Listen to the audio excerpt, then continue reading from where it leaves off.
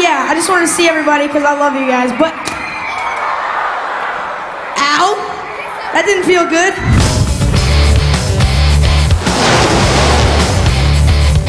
My name is Greg Webber and I'm about to shape John Webber's surfboard.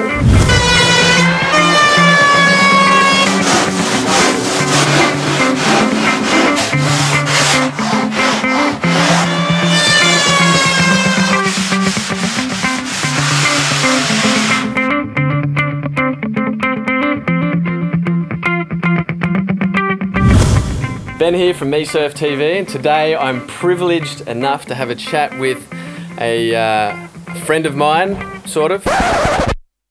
Ben from MeSurf TV here, and today I am privileged to have a chat with longtime friend, kind of. Oh, there you go. Well, handshake improvement. Mr. Greg Webber, how are you? I'm good, mate, and you? Good, thank you. Originally from the sunny north coast of Angourie Point. You know, having been brought up and raised and doing a lot of your shaping time in Angourie, how did that affect your shaping and your experimentation and where you are today as a shaper? Well, I think it was key, partly because of the wave type and the fact that it lends itself to turning on. It's not a grovelling dead wave, and it's not a critical dangerous wave. Yeah. But the other thing was meeting Rod Dahlberg there, you know, who's one of the best shapers in the world, and me coming from a more eccentric kind of side with artist, you know, parents and an arty kind of background, and having someone like him who's just so meticulous, almost to the point of being anal. Everything was so perfectly sculpted.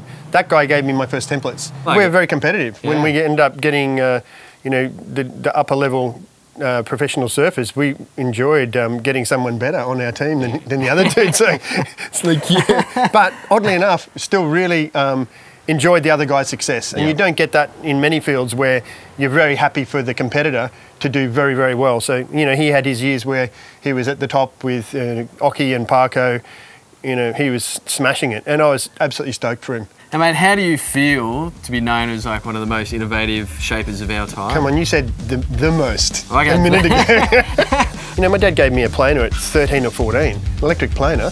We were all going to either buy boards, and he said maybe it'd be a good idea if one of you starts making boards yourself.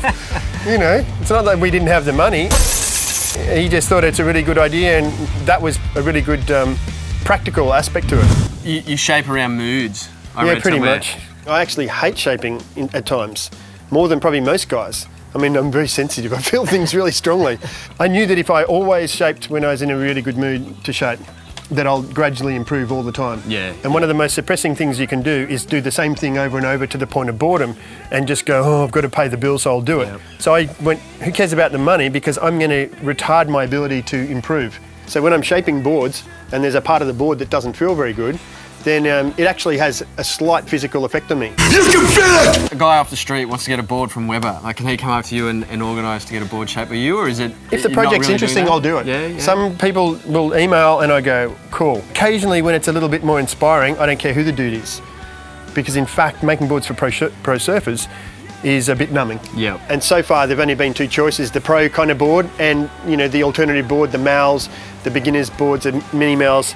And the only cool boards that came in that alternative thing, came in, I guess when Tom Curran rode that Tommy Peterson fireball thing, a fish. And so it was like, oh wow, it became cool. That there is more people out there experimenting on boards. Yeah. You know, I guess my question is, why hasn't this happened like 5 or 10 years ago? Kelly Slater, who's, you know, he's kind of revamped this hybrid market. Totally. Without him, it would never have happened.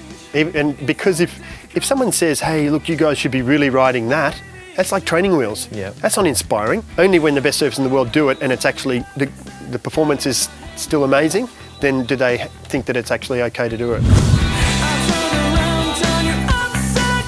This is the almond model. I guess because in plan shape it looks a little bit like an almond, big deal. Where the concave actually has become so deep now that it's influencing the thickness distribution. In cross section what we're doing is, there's the deck of the board, there's the bottom.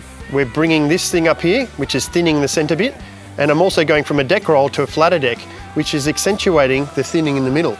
Quad's always really directional. Yep. So when you mix a quad with a straight tail plan shape, like a square or swallow, it's accentuating the drive in one direction more than need be. So I realise if I make a really pivotal plan shape and put on 4 even quite chunky fins like this, I'll have the stability in the yaw, which you don't get from a tri-fin. So I've really stabilised that, yet I've allowed this pivoty board to fit into the pocket. So I'll get the drive from the fins off the bottom, but the pivot from the plan shape. Yeah. Dude, you get the best barrels ever, dude. Just like you pull in and you just get spit right out of them. And you just drop in and just smack the lip. Whoop-ah! Drop down, snap. Ah!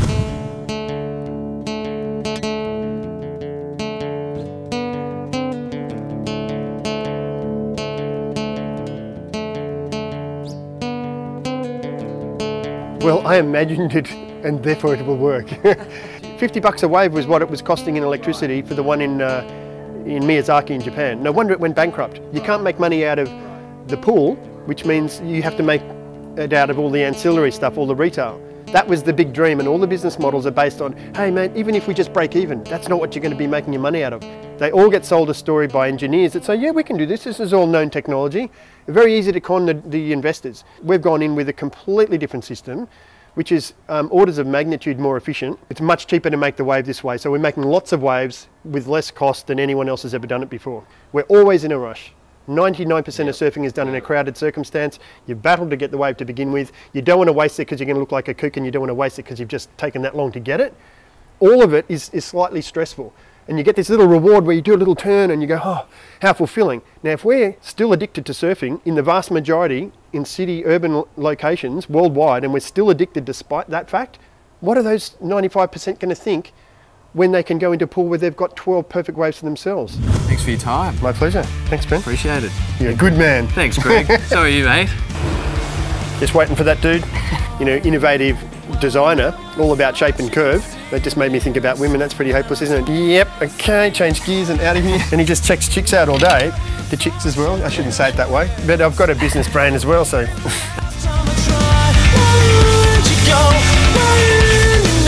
Fuck yes.